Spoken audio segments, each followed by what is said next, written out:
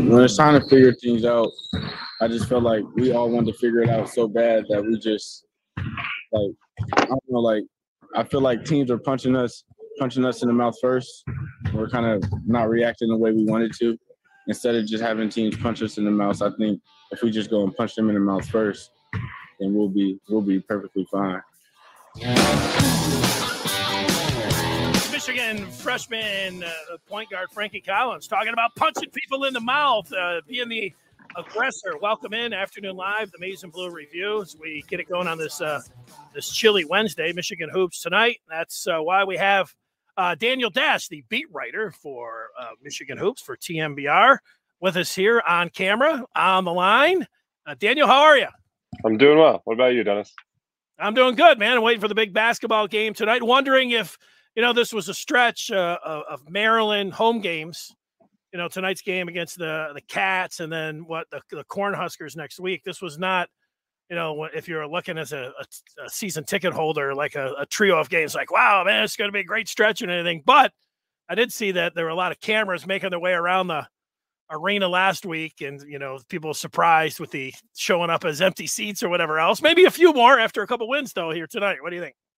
Yeah, I think that gradually as this team turns it around, people will start to reinvest themselves. I just think after the November and December that they turned in, I think interest was at an all-time low compared to the preseason expectations they had. Yeah, I mean, the students if you're a rabid Michigan basketball fan, do you have a case to say, you know what, we have a bad basketball fan base, or is this just like par for the course? We just mentioned it, like interest dropped after the preseason expectation. Do you think people have a complaint, I guess, about the lack of turnout, especially last Tuesday? Not among the students. The Maze Rage is pretty consistent, filling up the section behind the benches and then up behind the backboard. It's the townies and the real folks who are falling behind the 8 ball. Yeah, no, you're right about that. I liked your headline from the story you just wrote, the symbiosis of Hunter Dickinson and the rest of the offense. I was like, wait a second, do I know what that means? I looked it up. Nice biology term. It worked really well.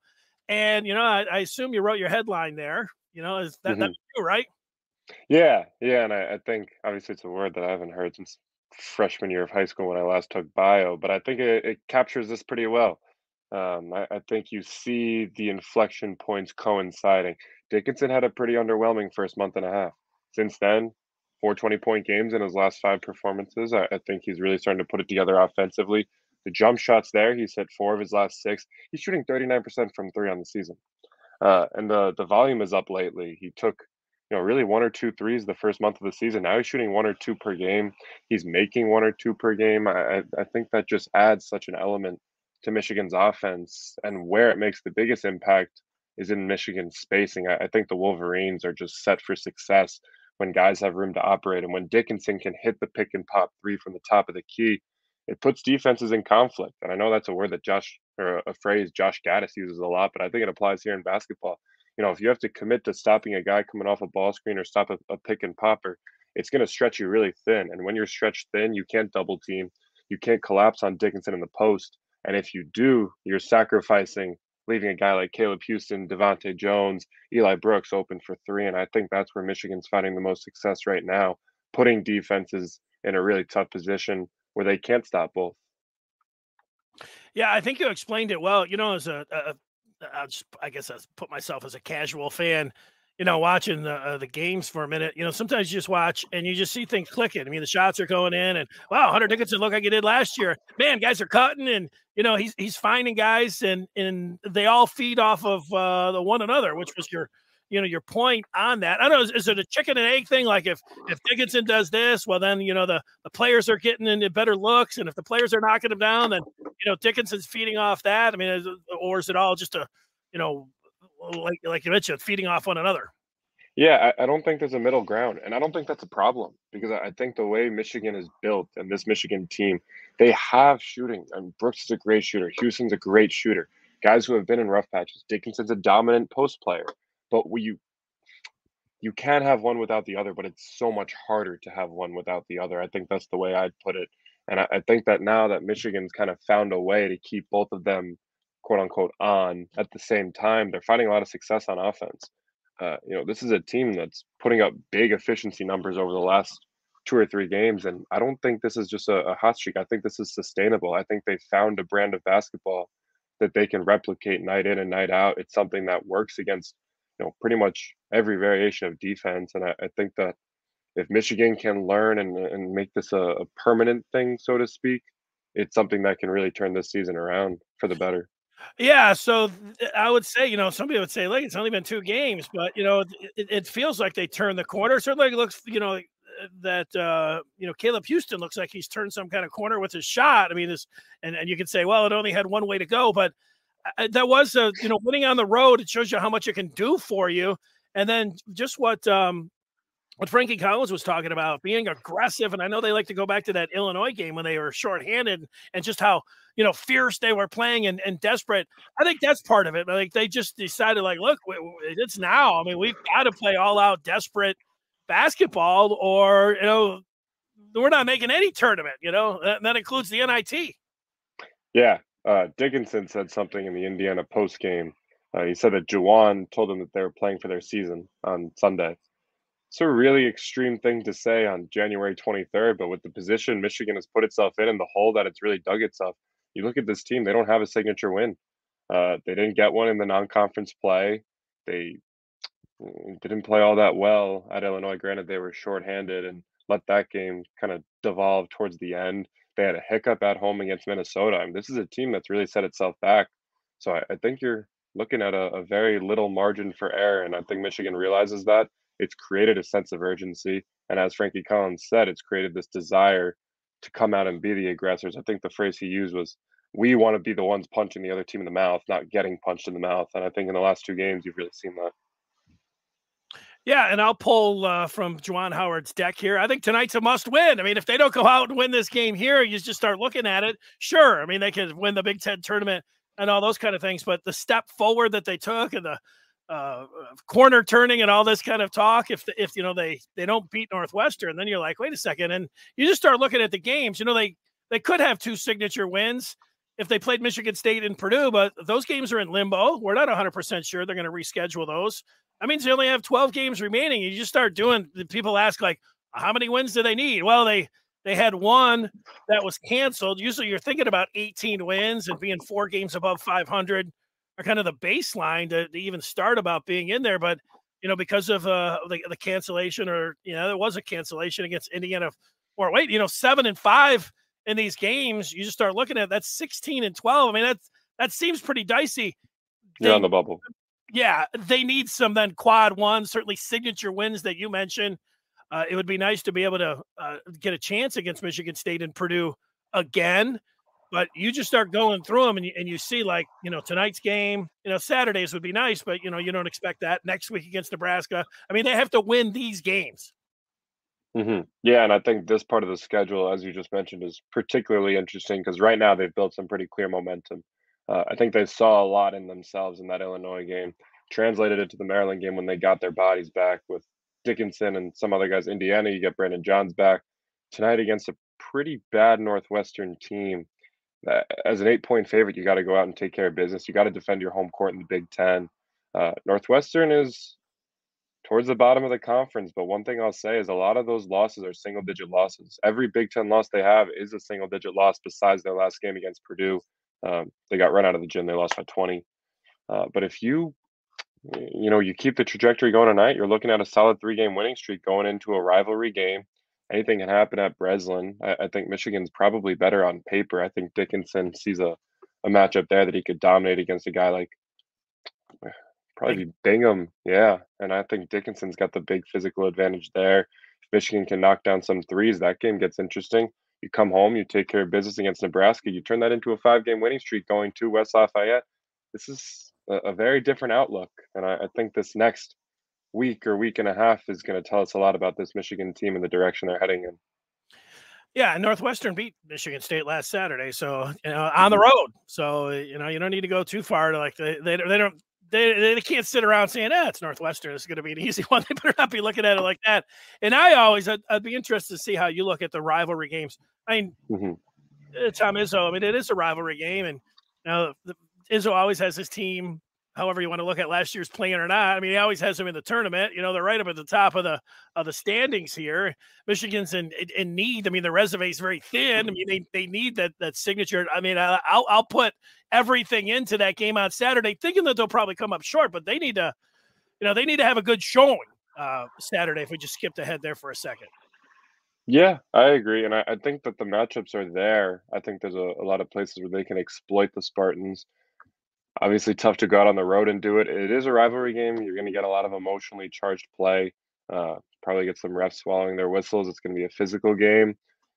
It's one that can go either way. I wouldn't write Michigan off. I think it's there for the taking. I wouldn't call them the favorite by any means, but I don't think it's beyond the realm of possibilities. I think Michigan has what it takes to go in and get a win at Breslin. I think we'll learn a lot tonight against Northwestern about whether Michigan is on a path that's sustainable. I mean, you drop tonight's game and you're set back a really long way. Confidence goes back to a pretty low state going into East Lansing. So I think this week in general, in these two games, and just really finding continuity. I think last week was the start of something, but this week will be telling in whether or not it's something that's sustainable and something that if they rattle off a couple big performances and they do find that kind of continuity, it's really going to change the way this season is seen and the way this season is, what looked like a crash course for the NIT can suddenly become a viable path to the NCAA tournament as, maybe even an 8 or 9 seed. How about a couple quick predictions from you? Somebody walks up on the street, even though it's cold. They say, Dash, Michigan going to make the tournament. What do you say? Yeah, I think this team does have what it takes to make the tournament. I think this team will find a way into the tournament. Might not be pretty, but I think it starts this week. While you're in the prediction mode, they might as well just take you over to football. It's Jim Harbaugh coming back as the head coach. What's your gut there? Yeah, I think he is. It's pretty telling that he hasn't had a formal interview with any NFL teams yet. I know even on our boards, Josh has mentioned that some of that NFL interest might be overstated. I think that anyone who's been reading the Maize and Blue review, anyone who's been following along with Josh's reporting is pretty in tune with the situation and feels pretty good at this point that Harbaugh will be coaching on the sidelines in Ann Arbor this fall. You understand why people are nervous, though, now with 9 openings there in the NFL. What about Mike McDonald, the defensive coordinator? It's an interesting situation because John, the head coach of the Ravens, was like, said, hey, Jim, I got a defensive coordinator for you. He had an excellent season, and now Wink Martindale is out, the defense coordinator for the Ravens, and there was a beat writer for, I think, the Baltimore Sun who put out a beat, and he had McDonald's name on there. That was a long setup to ask you the question about Mike McDonald. Do you think he returns at Michigan as a defensive coordinator? I'd be surprised if he didn't.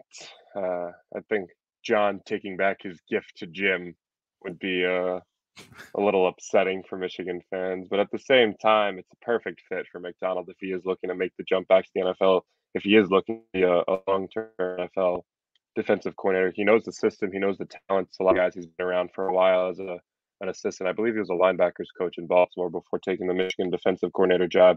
He was always seen as a rising star within the industry. You talk to anyone from the Ravens, really nothing but glaring reviews. And I think that if you're a Michigan fan, you're probably crossing your fingers that some of these other older, more veteran seasoned play calling candidates for the Ravens knock their interviews out of the park this week before they get a chance to get McDonald on the phone.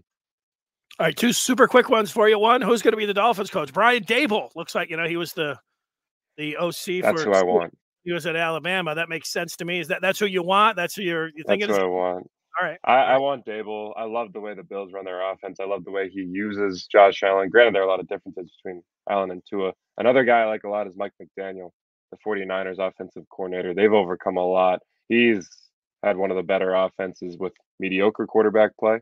Dolphins have had mediocre quarterback play for 20 years. So you bring in someone who's used to it and they can overcome the challenges. Another name I've seen is Vance Joseph, the old Broncos head coach. He was a Bears defensive coordinator when they were dominant under Khalil Mack. Not my favorite, but it's a name I've seen. But I'll go with Dable. I want Dable. Interesting theories there. All right, you're going to the game tonight? What time are you going to get there? 6:30 tip, so probably around 5:15. Eat a little something, watch an hour of warm-ups. Not bad. All right, hey, we appreciate your time. You covered everything and stayed longer than I thought you would, so we do appreciate that. Enjoy the game. Stay warm. We look forward to reading your coverage. Thanks, Dennis. I'll talk to you soon. All right, see you, Daniel. There he is, Daniel Dash, talking some Michigan basketball with us here. A couple other items as well. A couple things I'm going to cover, talk Michigan basketball. Going to get to Jim Harbaugh, and I'll give you my opinion. Sorry, on Mike McDonald. A little bit on recruiting as well with the Michigan recruiting spotlight. I always talk about recruiting every day, something, as we keep stacking up the days here. What is today? Wednesdays. That means we're a week away from National Signing Day. So there you go. We'll start there on the recruiting spot. Rivals, which we are a part of with Amazing Blue Review. We have our Wolverine Den posting board. You come aboard there. People are talking about coaching and anything going on with Michigan. So looking at where all the coaches are on the road, looking at what might be ahead for McDonald, Harbaugh. I mean, it's always going on all day, most of the night, and 7 days a week. So get involved there. But Rivals came out with, they ranked the players, and they came out with their final ranking, the 250. And there were a couple things that went on to adjust their rankings. They had two. Was their Under Armour game, and then there was a Polynesian Bowl, and had some Michigan players participating in there, and some guys took some big time jumps. Taking a look at it, and nice if you're a Michigan fan. I mean, you like players to be rated as high as possible, and that somebody out there looking at them, liked what they saw and adjusted their rankings. And with Will Johnson, the corner, the 5-star, went all the way up to number 5 overall, which was really impressive. Damani Jackson, who we talked about so much, and for good reason. I mean, he's an outstanding corner and everything else. And he's at Alabama, USC, Michigan, childhood friends, blah, blah, blah, blah. But he was always way, way, way up there. And Johnson was a little bit further behind, but Johnson overtakes him and ends up number 5 overall. I thought that was interesting. Michigan is in and wants the offensive tackle out of Seattle, Josh Connerly Jr., although Connerly might blow past next Wednesday because the 5 teams that he's interested in all have new coaches and new coaching staffs. And with the uncertainty with Michigan, he's not ready to do anything. And when, you're a 5-star there, you can call out of your own shots. And, Michigan would and will wait on him. So we'll see.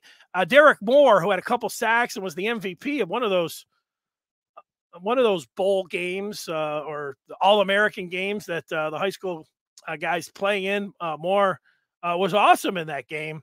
And he vaulted up 70 spots. Talk about a high riser, man, pushing him way up the board, and ended up being number 51 overall. And I won't go over the whole list and everything else, but 2 other players for Michigan end up in the top 100.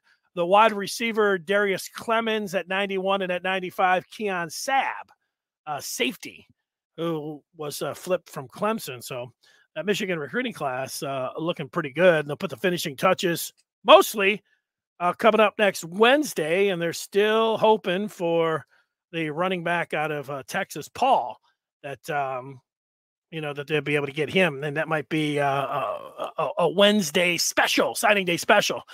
And that's fine with me. And then after that, I'll just be, let's see what happens with Connerly. When's he going to make a decision? It'll be sooner or later after signing day. But, maybe maybe he'll do something on signing day. But listening to his latest interview doesn't sound like it.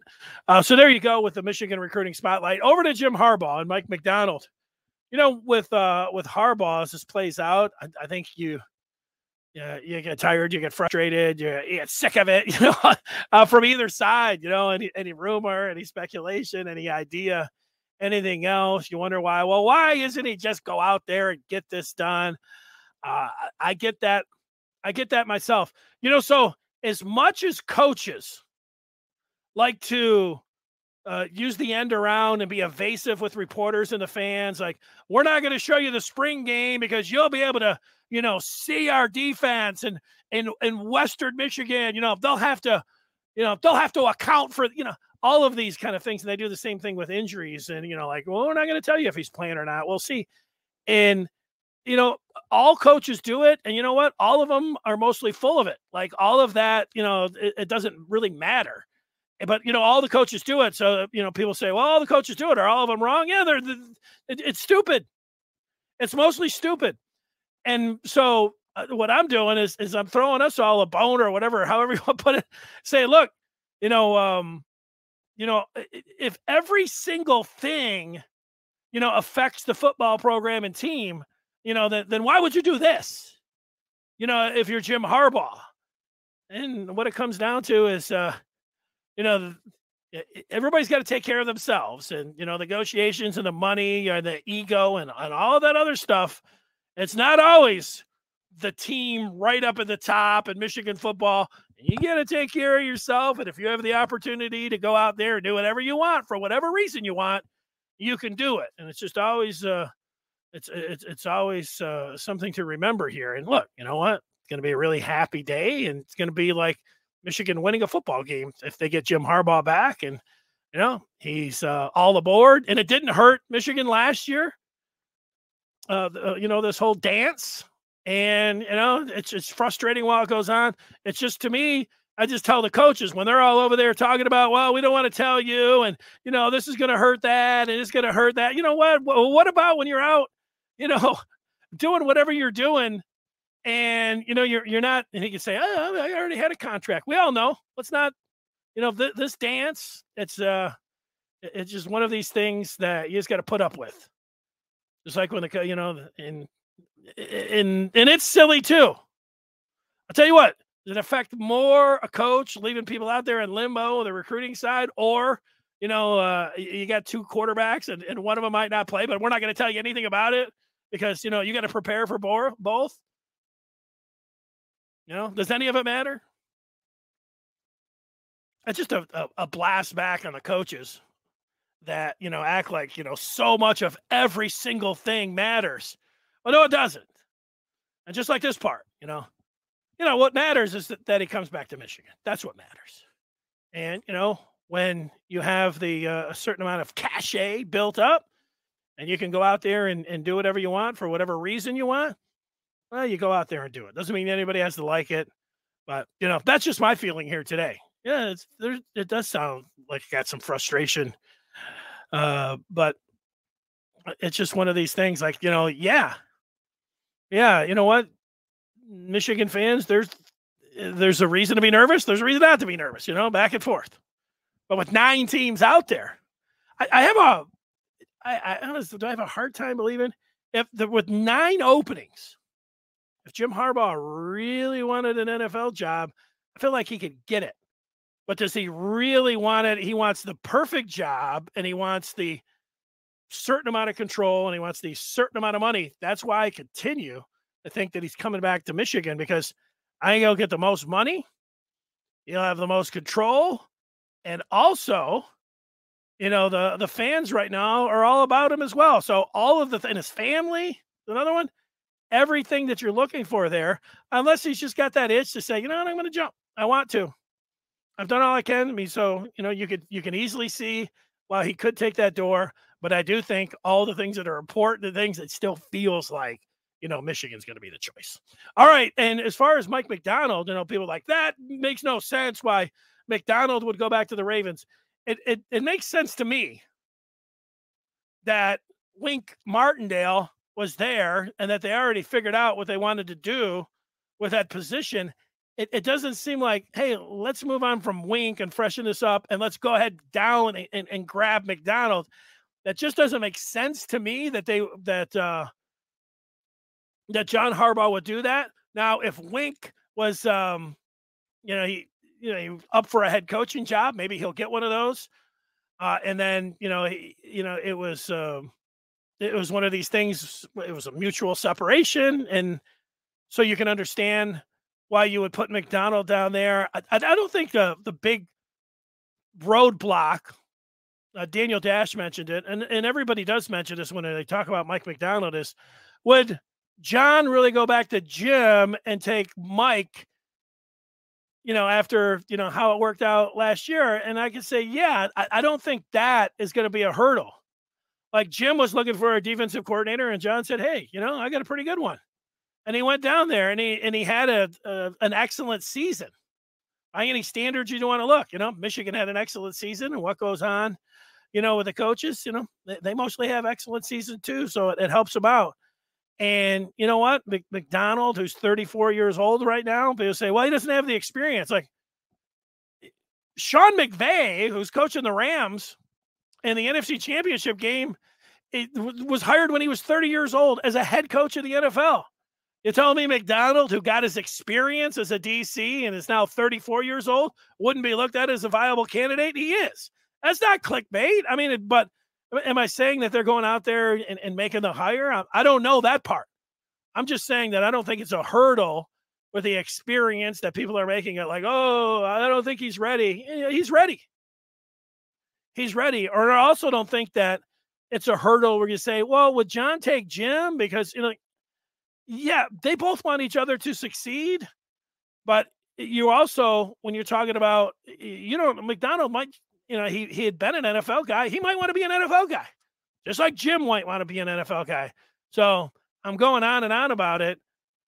And, I do think that there would be a chance that he would be the DC there for John Harbaugh in Baltimore. And, maybe he's not, but it's not going to be because, I wouldn't go to Ann Arbor, and grab Jim's defensive coordinator. Yes, you would. And it wouldn't be because, we don't think he's ready to be a big-time defensive coordinator in the NFL. He was just a defensive coordinator in college. And if you look at the trend and the name of the game in the NFL, it's getting young, hot coordinators. And he fits that fits this profile. So whether or not he gets it or not, the reasons that are being said that he wouldn't, I just don't agree with. But, a Michigan fan watching this, hope he stays in Michigan. Continuity with the staff, just like, Jim Harbaugh coming back. It's going to feel like the end of the world if he leaves. It's not going to be. It's just going to feel like that. Certainly over the next 7 months, it's going to feel like that. And for McDonald leaving, would it feel like the end of the world? It wouldn't. I mean, he's been here for 1 year. That wouldn't feel like the end of the world. You'd put a question mark and you want him to stay. But it's not going to be the end of the world there either. Harbaugh would seem like the end of the world. McDonald, I don't think would feel like the end of the world. Although you want him to stay. That makes sense to everybody out there? All right. I'm glad. Make sure if you're listening on the podcast, I asked people to write reviews, and I asked a few times, and look, there's some reviews there. Thank you very much. If you're a subscriber and if you review, you get the just like you're in a car. Hey, you always give a 5-star. I've only used Uber a few times, so a couple times I've had great experiences. I'm always giving 5 stars. 5 stars. Let's go and write that review. Memorabilia Minute closing out. I just went to the stack of cards here, the Michigan cards, in here with a big basketball game tonight, Michigan against Northwestern. Here he is, Chris Webber, the Hall of Famer. Do you forget that he played for Golden State that first year? Orlando picked him, got the number 1 pick, and they didn't want to team him up with Shaq, so they traded him to Golden State. And then the next year, he was out, and here he was going to Washington when they were the Bullets. And I just look on the back here. Look at the trade. The Warriors traded Tom Gugliotta and 3 first-round picks to get Weber. A first-rounder in 96, 98, and 2000 for the Rookie of the Year. Imagine? Like Cade Cunningham, he had a great night last night, so people are talking about, hey, maybe Cade McNamara will be the Rookie of the Year. Could you imagine taking and Gugliotta wasn't a half-bad player. He might even have been an all-star. Taking a fringe all-star player and 3 number 1s for Cade Cunningham. That's the kind of thing that went down. All right, a reminder, after the Michigan basketball game tonight, it's a 6:30 start, so a little bit earlier. Those games go a little bit over 2 hours, so around 8:35, 8:45. When the game's over, be right here on the Maize and Blue Review talking about Michigan and Northwestern immediately. Everything you need to know. I know you'll have people giving you 3 things that they learned about the game. We'll cover it all right here on the Maize and Blue Review. So we'll see you tonight. thanks for watching and do all those things that we talked about. Stay warm and see you later.